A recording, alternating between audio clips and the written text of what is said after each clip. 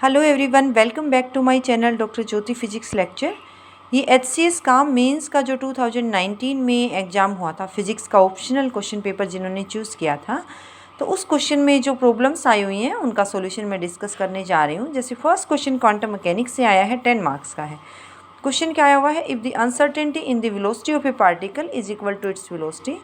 अगर आप पार्टिकल की वेलोसिटी को मेज़र कर रहे हो तो उसमें अनसर्टेनिटी किसके इक्वल आई हुई है, वेलोसिटी के इक्वल।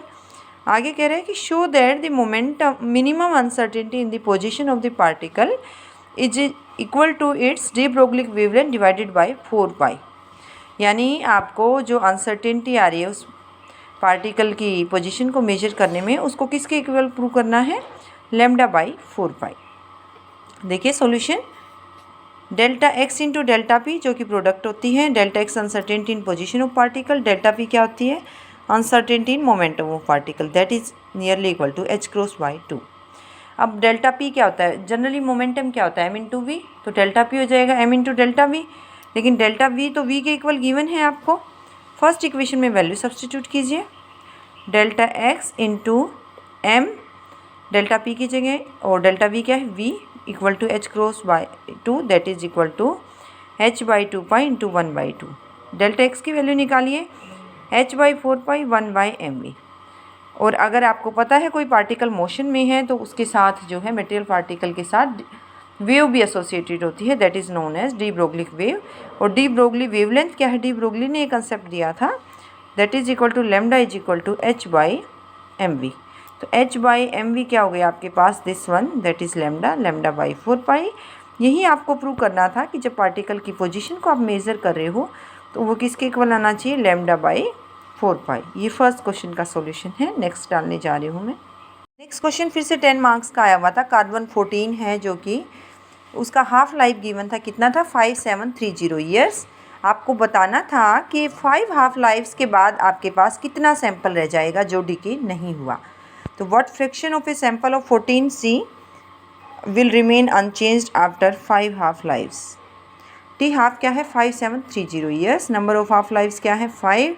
हमें पता है ये formula n by N naught, n यानी किसी टाइम पर जब आप इसको देख रहे हो कितना रह गया है, that is n naught original number of atoms equal to half raise to power n, where n है नंबर ऑफ हाफ लाइफ्स। अब आपको बताना है, क्या बताना है कि 5 हाफ लाइफ्स के बाद कितना सैंपल रह जाएगा। तो n 5 है, यहाँ सब्सटीट्यूट कीजिए, n is equal to n naught into half raise to power 5, that is equal to n naught by 32। तो after 5 half lives 1 by 32th substance will remain. ये वाला आपके पास लेफ्ट कर जाएगा, बाकी डीके हो जाएगा। तो बड़ा इजी सॉल्यूशन था। नेक्स्ट क्वेश्चन, ये भी 10 मार्क्स में आया था, ये भी नेक्स्ट में डायनेमिक रेजिस्टेंस का बताने जा रही हूँ, ये भी 10 मार्क्स में आया है। नेक्स्ट क्वेश्चन क्या आया हुआ है, for a PN junction diode current at 1 volt is 5 milli ampere and at 1.2 volt it is 13 milli ampere. Calculate the dynamic resistance of the diode.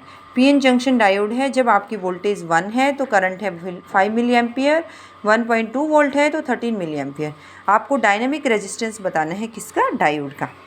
We know dynamic resistance is given by, वैसे तो Ohm's law होता है V equal to I R, लेकिन जब dynamic की बात करोगे, static की नहीं करे, delta V by delta I. Delta V है change in voltage 1.2 minus 1, that is 0.2 volt. Delta I है 13 minus 5 milli ampere, that is 8 milli ampere. अब डायनेमिक रेजिस्टेंस निकालिए, 0.2 divided by 8 milli ampere, milli ampere को ampere में convert कीजिए, 8 into 10⁻³ that is equal to 2 by 10 into 10⁻³ divided by 8 which is equal to 2000 by 80 that is equal to 25 ohm. बड़ा easy solution था। ये भी आपका देखेंगे 10 मार्क्स में आया हुआ था, काफ़ी सिंपल पेपर आया हुआ था। नेक्स्ट क्वेश्चन देखते हैं।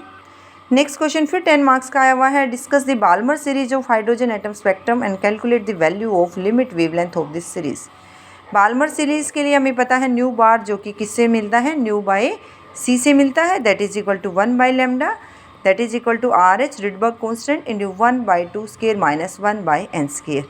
यानी आपकी ट्रांजिशन लाइन्स होंगी वो n फाइनल नंबर रहेगा 2, और कहाँ से आएंगी, 3 से भी आ सकती, 4 से, 5 से, एंड सो ऑन। तो बाल्मर सीरीज कंटेन्स ओनली दो spectral lines of hydrogen atom which occur in the visible and near U ultraviolet parts of the spectrum.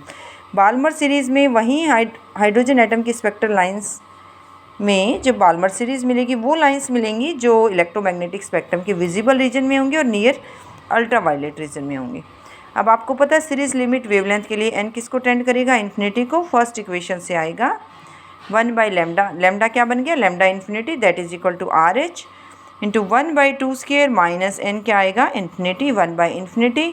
1/∞ आपके पास 0 होता है that is equal to RH/4 which is further equal to 1/λ infinity, और you can say lambda infinity is equal to 4/RH, और RH की Rydberg constant की value substitute कीजिए, 4 divided by which is equal to 4/RS that is equal to 4 divided by 1.097 into 10⁻⁷ which is further equal to 3646 into 10⁻⁻10 meter which is further equal to 3646 angstrom. तो ये आपको निकालनी थी जो है limit wavelength of this series, यानी n आपका कहाँ से ट्रांजिशन लाइन्स हो, इन्फिनिटी से 2 पर आए, n आपका इन्फिनिटी हो जाए। तो ये वेवलेंथ आ चुकी है, याद रखिए। ये वैसे भी डायरेक्ट क्वेश्चन पूछा जा सकता है। Okay, thank you all.